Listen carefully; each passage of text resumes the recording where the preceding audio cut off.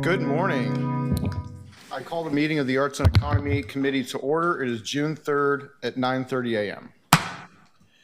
Diego, will you please call the roll? Good morning. Ryan? Clark? Here. Dunphy? Here. Smith? Here. Green? Here. Claire, will you please read the statement of conduct? Good morning and welcome to the meeting of the Arts and Economy Committee. To testify before this committee in person or virtually, you must sign up in advance on the committee agenda at portland.gov/council/agenda/arts and economy committee or by calling 311. Information on engaging with the committee can be found at this link. Registration for virtual testimony closes 1 hour prior to the meeting. In-person testifiers must sign up before the agenda item is heard. If public testimony will be taken on an item, individuals may testify for 3 minutes unless the chair states otherwise. Your microphone will be muted when your time is over. The chair preserves order. Disruptive conduct such as shouting, refusing to conclude your testimony when your time is up, or interrupting others' testimony or committee deliberations will not be allowed. If you cause a disruption, a warning will be given. Further disruption will result in ejection from the meeting. Anyone who fails to leave once ejected is subject to arrest for trespass. Additionally, the committee may take a short recess and reconvene virtually. Your testimony should address the matter being considered. When testifying, please state your name for the record. If you are a lobbyist, identify the organization you represent. And finally, virtual testifiers should unmute themselves when the clerk calls your name. Thank you. Thank you, Claire.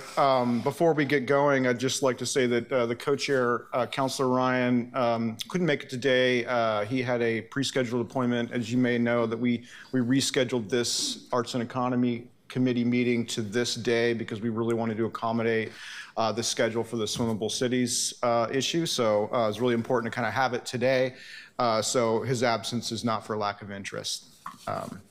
Okay, so today we have 2 items of business. We'll have to do our approval of the committee meetings, but then we're going to enter into discussion around Swimmable Cities. Clerk, can you please call the first item? March 11 through April 22, 2025 minutes. Can you briefly tell the committee about your process for compiling minutes and how often will we need to approve minutes? Committee meeting minutes include the disposition agenda, which documents the actions committees take on each agenda item. The minutes also include the closed caption file, a speaker list, and audio files for each meeting. Minutes are presented for approval once a month for the previous month's meetings. Minutes are approved by unanimous consent. Thank you, Diego. Colleagues, I would ask for unanimous consent. So if you have any objections to the meetings, let me know. Otherwise, I'd like to just approve or go forward on unanimous consent. It's fine. I'm not seeing any objections, so the meetings are approved, or the minutes are approved. Diego, can you please read item number 2? 2, urge the mayor to make the city a signatory to the Swimmable Cities Charter. Thank you. This is a really great resolution. Before I invite you up to speak to the resolution and sort of give an appeal to the committee why it's so important, I'd just like to say it's going to be a really hot summer, guys. And every summer is going to be hotter than the last because of climate change. And we have this crown jewel of the city called the Willamette River. When I was a kid, you didn't get to swim in the river. I think I swam in the river one time and I stubbed my toe on something sharp and then I got an infection at Willamette Park. but those days are behind us. So thanks for the hard work of everyone working to keep this river clean. I mean, it's okay. You can laugh. We like to do a little self-deprecating humor sometimes. But I'm just really excited, and I'm just really grateful for the work that has gone into making this an asset for our community. So at this time, I'd like to offer Councilor Clark the opportunity to just provide any opening remarks, and then we'll hear from the speakers. Well, thank you, Mr. Chairman. Can I also speak to the resolution at this point? Sure. I'm really excited that you're here. I'm excited to be a co-sponsor of the resolution with our chairman and to bring Portland into the International Swimmable Cities Alliance. Yeah. Yay. Really in support of the urban swimming that you were referring to. As Willie has told me before, and we've met several times, the Willamette River is our strongest liquid public space. I love that. And the Human Access Project has really led heroic efforts to transform our relationship with the river, from the big float, multiple big floats, to Poets Beach, the city's first official public beach in 100 years. Pretty remarkable. The Tomahawk Bowl, excuse me, which really hopes to redevelop into a world-class toes in the water park, and popular swimming spots like the East Bank Esplanade, Cathedral Park, Selwood Park, as well as ongoing rubble removal close to me, where I live in the Cottonwood Bay, near my home on the south waterfront. So by becoming a swimmable city, we're really sending a message from the Arts and Economy Committee that the Willamette River, needs to remain a safe and accessible destination for everyone to enjoy. Whether you're swimming, paddling, kayaking, boating, or floating, or just putting your toe in, as I often do, it's good for our economy, it's good for our environment, and it's especially good for our personal health. So I'm thrilled that Portland can join the 72 cities around the world and in our country, from Annapolis, Maryland, Sheboygan, Wisconsin, Melbourne, Australia, and Vienna, where my best friend lives. So I think we'll get back to the amendment a little bit later, the resolution. Thank you. Thank you, Councilor Clark. So before we talk about the item before us, we're going to hear from some invited speakers today. And we have 9 speakers. I would ask each speaker to keep their remarks to 3 minutes. But let's start with, and if you're present in the room, there's 5 chairs. So as I call you up, just kind of fill up the 5 chairs. The first is DCA Priya Donapal. Then we have Jeremy Five Crows with Columbia River Intertribal Fish Commission. Elaine, is it Placido? Placido. Thank you. Lower Columbia Estuary Partnership, Michelle Emmons of Willamette Riverkeeper, and John Isaacs of the Portland Metro Chamber. So those are the first 5 names. I'm not sure I see everyone present, but why don't you come on up to the dais and take a seat if you're here. And then I see that DCA Donapal is online. So as you guys are coming on up, why don't you begin your remarks, DCA Donapal? Thank you. All right. Good morning, Chairs Green and Ryan and councillors. My name is Priya Dhanapal, and I'm the Deputy City Administrator for Public Works. And coincidentally, I'm tuning in from BAS's Columbia Boulevard Treatment Plant today. Thank you for the opportunity to speak in support of this resolution. Portland has long been a leader in integrating environmental innovation into urban infrastructure. And one of our clearest examples of that leadership is Bureau of Environmental Services Big Pipe Project, a transformative investment that made the idea of swimmable Willamette possible. And that success didn't happen overnight. This was a 20-year, $1.4 billion investment by Portland's ratepayers, the largest public works effort in Portland history that I'm proud to say was completed on time and on budget in December of 2011.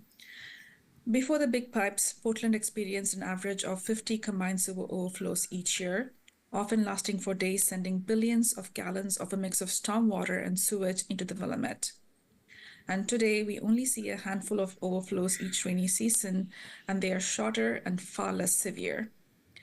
The system now prevents 94% of overflows to Willamette and 99% to the Columbia Slough.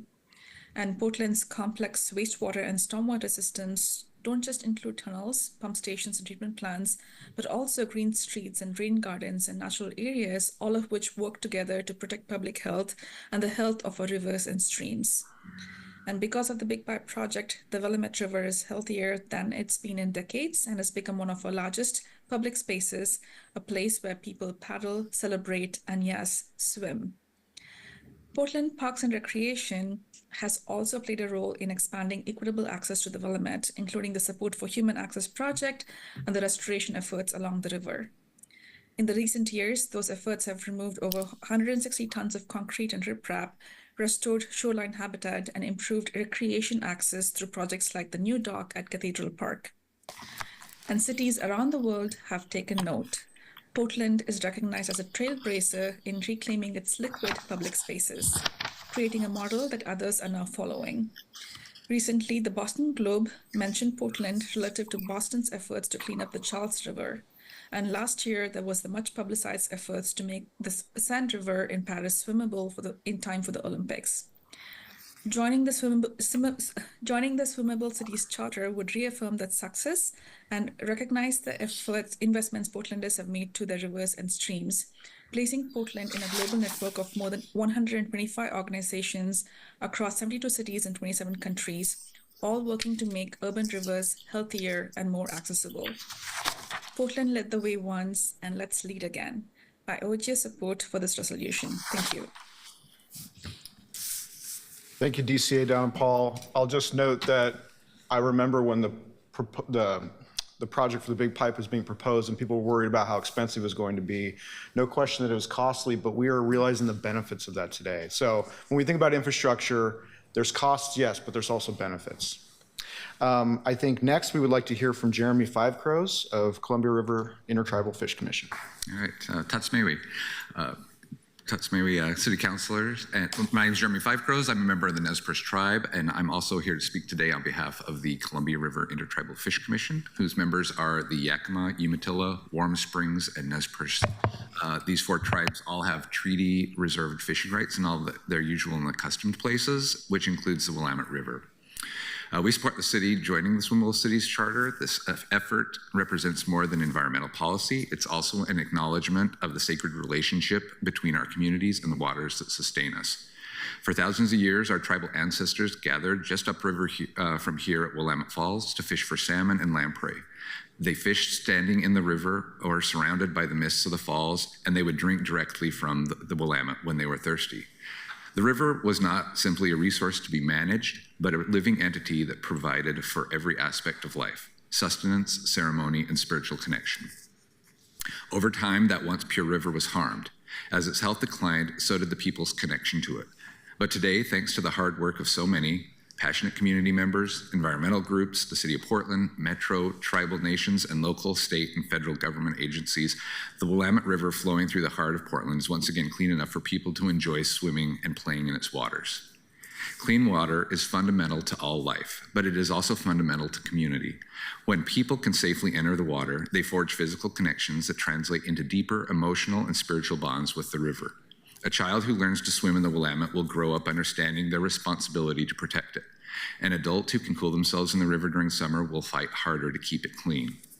Swimmable Cities recognizes this truth, that swimmable water creates engaged stewards. By making our urban waterways safe for human contact, we restore not just ecological health, but cultural and community health as well. Our tribal nations have never stopped caring for these waters, even as development and pollution made them unsafe. We continue to fight for salmon runs, for habitat restoration, and maybe even the day when the Willamette will once again run clean enough to drink. Swimmable Cities aligns with this ancient responsibility and offers hope that future generations will experience the profound connection that comes from being in the water, not just beside it.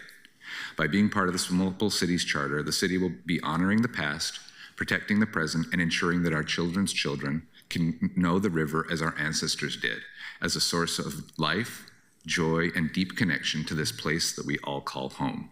Tatsiayo. Thank you. Thank you so much, Jeremy. And I hope we all keep those comments to heart when we think about how we approach the North Reach of the Willamette River as well in our policymaking. Okay, next I'd like to hear from Elaine. Please introduce yourself for the record. Thank you.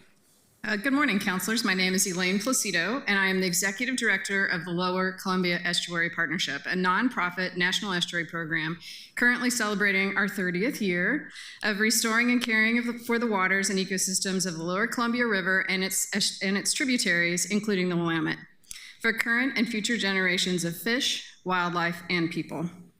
As a program of the Clean Water Act, we were established along with our 28 sister NEPs, National Estuary Programs, and congressionally recognized estuaries of significance in a program administered by the EPA. The Clean Water Act directs us to restore and maintain the ecological integrity of estuaries of national significance by addressing the quantity and quality of their waters, habitats, and living resources with the goal of making waters fishable and swimmable. Here in Portland, we are fortunate to have the Willamette not as a backdrop, but as the centerpiece of our city. The Human Access Project has led the charge to identify, create, and restore places where people can interact directly with the Willamette and swim safely. People are naturally drawn to riverbanks and beaches. We know there is no better way to make people care about something than to introduce them to it. And what better introduction than swimming in the Willamette? Bringing people to and into the Willamette is one of the best ways to ensure that this beautiful resource thrives for all of the people, fish, and wildlife who use it. Councilors, please consider supporting the city of Portland to become a signatory swimmable city and one of the leaders of the Swimmable Cities movement. Thank you very much for your time. Thank you so much, Michelle. Or I'm sorry, Elaine. Next up, we have Michelle Emmons. Please. Michelle isn't able to make it, a personal matter. Oh, okay, no problem. Next in the queue then would be Mr. Isaacs of the Metro Chamber. Please go ahead. Thank you, Councilor Green. I'm on line today. Thank you for that. I needed to drop my son at school. I live on the east side, could never make it down there in time for you guys. Councilor Green and Councilor Clark, and Co-Chair Ryan, I'm very pleased to be here today to support the resolution. My name is John Isaacs. I'm the Executive Vice President of Public Affairs for the Portland Metro Chamber. I'm a resident of Southeast Portland, and I prefer he, him pronouns. It is my honor to submit this testimony on behalf of the Portland Metro Chamber in support of the resolution to bring Portland into the international urban swimming movement and formally make the city of Portland a signatory to the Swimmable Cities Charter. Portland Metro Chamber is Greater Portland's Chamber of Commerce and represents the largest, most diverse network of businesses in the region. The Alliance advocates for the health of our economy at all levels of government to support commerce, livability, community, and the region's overall prosperity. More than 80% of our members are small businesses. I want to commend this committee and Councilor Clark for bringing another resolution to council that frankly should have been an action taken years ago. Simply put, Portland is behind and has been for years in following the lead of river cities around the world in making our waterfront and our river a primary source of cultural and economic vibrancy.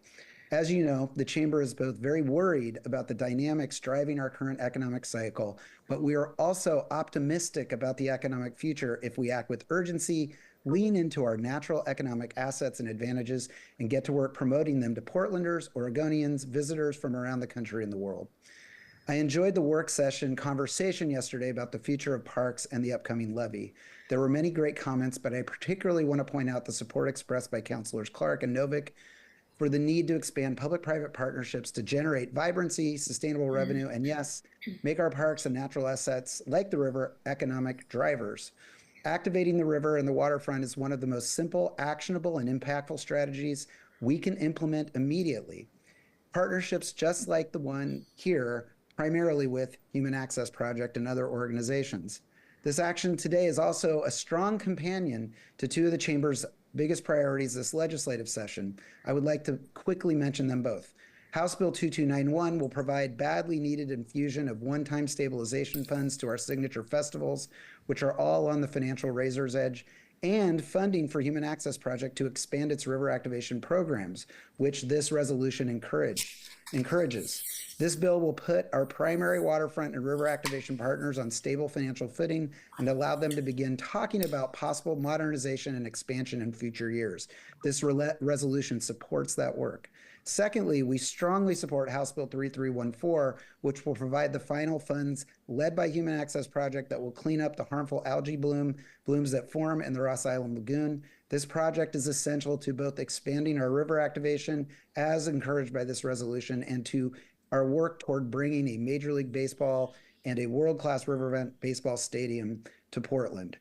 We don't want to be hitting home runs into a river that is damaged by harmful algae. Simply put, the action you are taking today is essential to Portland's current economic revitalization and the sustainability of our economy for future generations. We strongly urge your support and thank you for your leadership.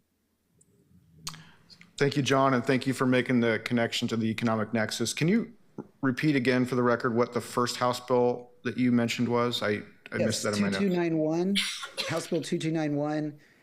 It will provide what we consider to be emergency funds for our signature festivals like the Blues Fest, Winter Lights Festival, and the Rose Festival, which are all running on deficit funding right now, and emergency funding had to be secured for the Blues Fest in order to keep it alive this year, when we will be hosting the largest conference in the history of the city with the National Education Association.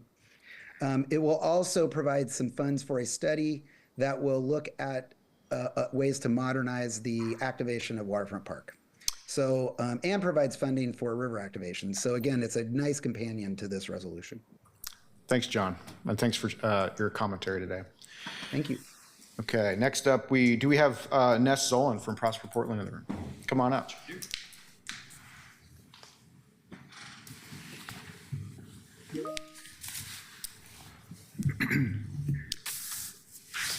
All right, good morning, councilors.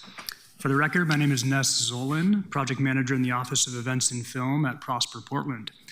I'm honored to be here today with such a stellar group of individuals and organizations supporting this swimmable city's work, and particularly this resolution. The Willamette River is an untapped resource. I think we can probably all agree on that.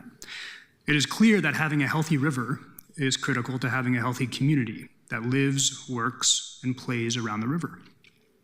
At Prosper Portland, the nexus of our work to the Willamette River waterfront is both current activities and events, such as what John mentioned, events like the Rose Festival, Blues Festival, Pride Parade and Festival, and newer investments like the Rockstar Energy Open and Project Pabst.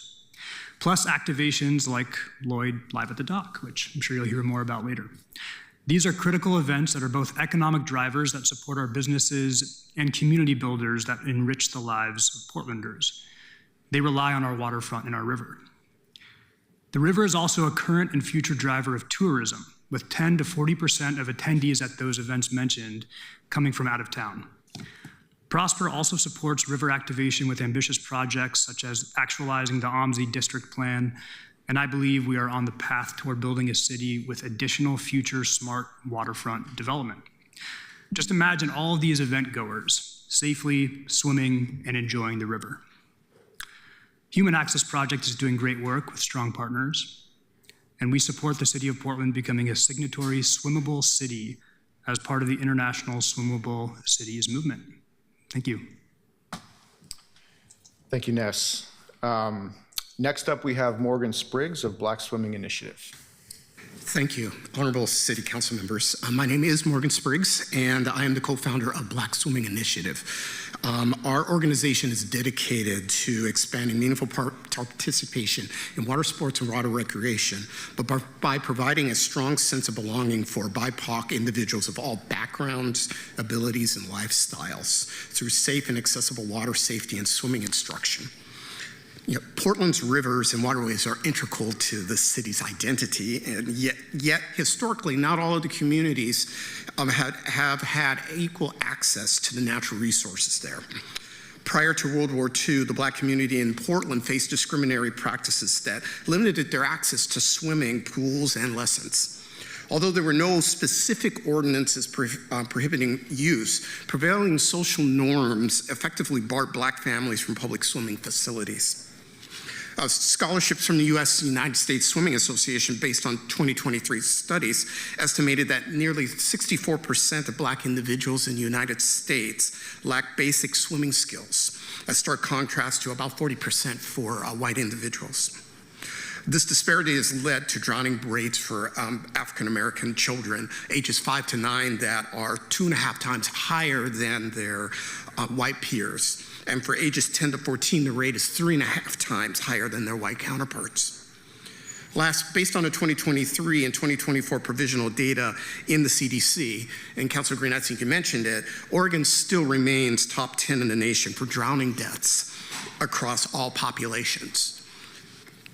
This charter, though, represents an opportunity to address these disparities by promoting equitable access to safe, clean, and welcoming waterways. By endorsing this charter, Portland can take a significant step forward towards rectifying historical injustices by formally declaring its waterways are an inclusive environment where all residents can enjoy the benefits of swimming and water recreation. We believe that everyone deserves the opportunity to experience the joy and freedom of swimming. Endorsing this Swimmable Cities Charter is a meaningful step towards making this vision a reality. Thank you for your consideration. Thank you so much, Morgan, and couldn't agree more. And I think it's also why we need to prioritize our community centers, which is where we have access to our swim lessons in our city as we move forward in our budgeting. Next up, we have Kristen Lieber of Lloyd Eco District. Good morning. I am Kristen Lieber, Executive Director of Lloyd Eco District, and we're a small nonprofit that works with community and climate in our 1 square mile of Lloyd. It took a single bike ride and 15 minutes of conversation at the Kevin J. Duckworth Dock to say yes to what became Duckworth Summer Wednesdays 3 years ago. It's now Lloyd Live at the Dock because we're not just on Wednesdays anymore. What started with a sunset and a DJ and a lifeguard is now a twice weekly live music event all summer long. Every Wednesday and Thursday, we have about 500 people who gather at the car-free dock at Duckworth Dock to cool off, connect, and reclaim public space. Bikes line the Esplanade as far as the eye can see, and my perception is that it is climate adaptation that looks like joy. This transformation has been made possible this year with support from Travel Oregon, Travel Portland, and Prosper, because revitalizing our city for residents and welcoming visitors are not competing, but they're deeply intertwined.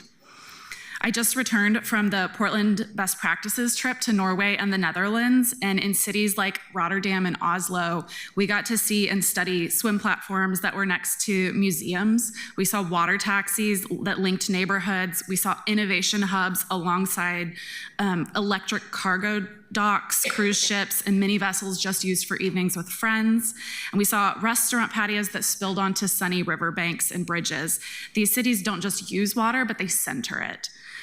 And because of that, as culture and as economy and in their daily lives, and because of that, they're meeting their climate goals while creating some of the most irresistible community-rooted public spaces in the world. Here in Portland, Duckworth Dock has shown that a little investment, a DJ, a lifeguard, an artist can shift how people reimagine the river. If a few small nonprofits like us can do that, imagine what an entire city pulling in that direction can do. So by signing the Swimmable Cities Charter, Portland can declare what many of us have already learned over the past few years, that the Willamette is not a barrier, but it's a lifeline. Thank you. Thank you so much, Kristen, and I look forward to joining one of those Duckworth evenings very soon, as soon as we get out of this budget season, which occupies all my evenings. And then last up, we have Willie Levinson with Human Access Project. Come on up, Willie.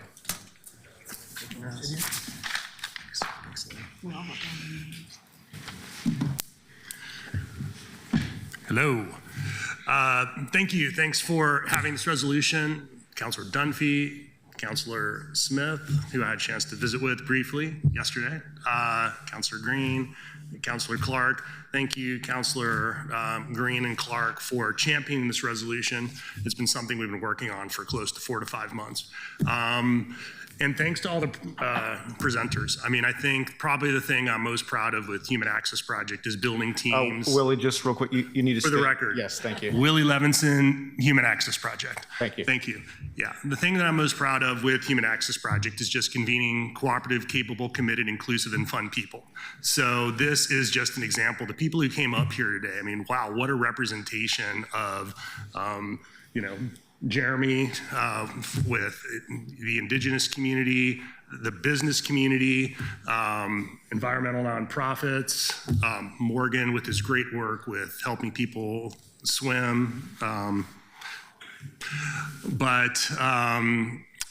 It's just a really exciting moment. And, you know, this, I think, really does reflect 15 years of work of cultural change. That is the work of Human Access Project. We're really driven by the simple words of Jacques Cousteau, people protect what they love, and getting people into the river will create river stewards.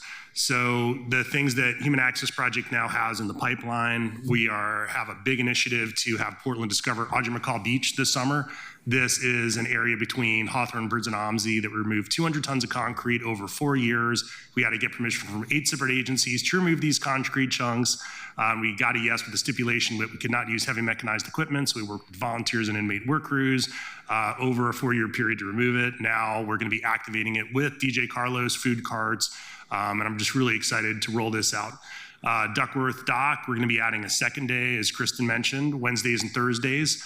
Tom McCall Bowl is super exciting. I imagine at some point we'll be back in front of this committee talking about progress we're making on that. A couple of years ago, Human Access Project got a $15,000 grant from Travel Oregon to put, again, another dream team together to develop some concepts to help kick off a public planning process, and it's great to see that going. And as John Isaacs mentioned, the number one thing we're working on is the Ross Island Lagoon harmful algae bloom. It's not an option for us not to fix this. This has been something we've been working on and leading since 2017. In that time, we raised $1 million. We're presently working on 30% design to put a channel in. That will also come with a cost estimate. We are working on House Bill 3314 in Salem right now. It's $1 million bill that will get us to 90% design, which is as far as you can take design before permitting. But ultimately, it's not an option for us to not solve this problem. And for HAP, it's just a really interesting dance between getting people to love the river while we can get into it, and then just feeling heartbroken when it's taken away from us, so that people really see the importance of fighting for this.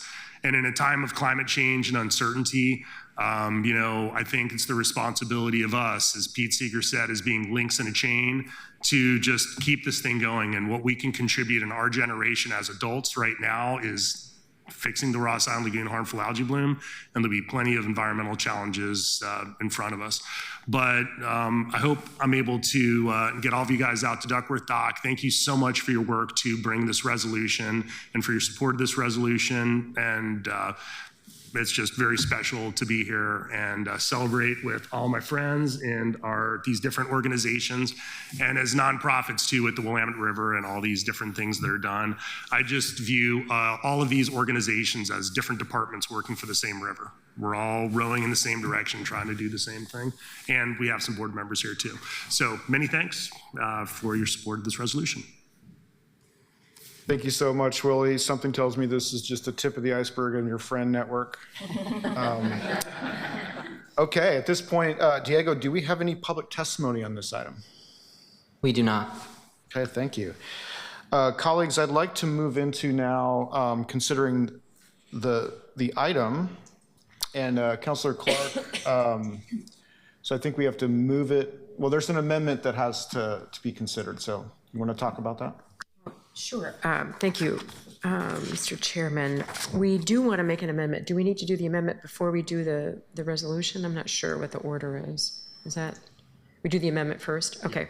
So I would like to amend the resolution to actually include additional organizations in the third whereas. It should read, Portland owes much to the tireless advocacy, discussions, gatherings, community connection, and love for our river provided by the Human Access Project, Black Swimming Initiative. I believe we already have the Willamette River Keepers, Columbia River Tribal Fish Commission, Lower Columbia Estuary Partnership, Portland Metro Chamber, and the Lloyd Eco District. If we can add that to the third whereas. So you move this? I'm sorry, yes, I move this amendment. Thank you. Second. Okay, we have a motion and a second. Any discussion on that third? It's the third whereas clause, correct? Yes. Yeah. Not seeing any. Diego, can you call the roll? Clark, Aye. Dunphy, Aye. Smith, Aye. Green. Aye. With 4 ayes, the amendment is accepted. Yeah. Okay, so now we have an amended motion for consideration. Colleagues, any comments or any questions on the amended motion or resolution, I should say? I just like to applaud the perseverance of Willie Levinson and his activism and his ability to pull together an amazing coalition to do the work that he's done over these years. It's to the benefit of the entire city. And just how much I appreciate all the work that you've done. And now and bringing this forward to us today is terrific. Thank you. And with, can I make a motion? You may. I'd like to move that we adopt the resolution. I'm not sure what the number is. 2025-219. Your where's the script? Sorry. I have to be more, okay, specific. All right, I move to adopt the amendment. We already did the amendments. It's the top part. Oh, the top part, sorry. I move the resolution, and I urge the mayor to make the city a signatory to the Swimmable Cities Charter to be sent to the full council with a recommendation that it be adopted. Second. Okay, we have an amended resolution and a second before us. Any discussion? No discussion, but I do have a statement. Should this be before or after? I think it's appropriate to make your statement during discussion. Go Okay. for it. So I want to thank everybody for coming today and really educating me. I got a 1-minute elevator speech yesterday about what was going on with the Willamette. And I really appreciate you all bringing all the stakeholders together, making sure that everybody has an opportunity to be able to swim and to have access. And being a part of this, of making sure that this happens after we take this vote.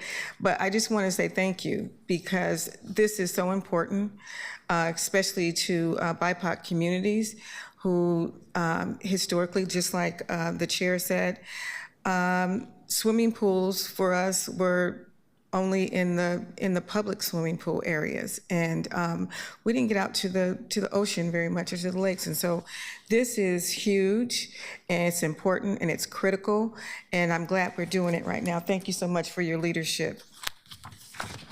Thank you for your comments, Councilor Smith. Thank you. At this time, I'll just take the privilege here. I think we're gonna have a great summer ahead of us. When we talk about what we're calling it, the Bloom Loop now, I think the Willamette River and swimming during a hot summer, the Willamette River is gonna be a cornerstone of that, and I really look forward to it. So at this time, Diego, can you please call the roll? Clark. Aye. Dunphy. I just want to say that I'll admit I have a normal fear of deep water and an abnormal fear of fish, so I don't actually swim in the river, but I'm so thankful for the activism and the urgency around this that, Willie, you've continued to bring for so many years, so I'm thrilled to vote aye. Smith. Aye. Green. Thank you so much, Willie and friends. I vote aye. With 4 ayes, the resolution as amended is referred to the full council with the recommendation to be adopted. Yeah. So Chairman, we should take up a collection and buy Councilor Dunphy a really big life preserver. We're talking. We're going to find a gentle way to get Jamie in the water. But is there any chance we could get a quick photo with you guys? Yeah, I think that's appropriate. When we've concluded our business, which I think is just about now, I would love that. Okay, so I think we don't have any other agenda items. I think what I would like to say in closing is our next meeting of the Arts and Economy Committee is on Tuesday, June 24th. Until then, we will be mired deeply in adopting a budget. Thank you so much for your time, colleagues, and also for everyone who came today to speak in support of this. So after I gavel us out, let's do that picture. At this time, this meeting is adjourned. Okay.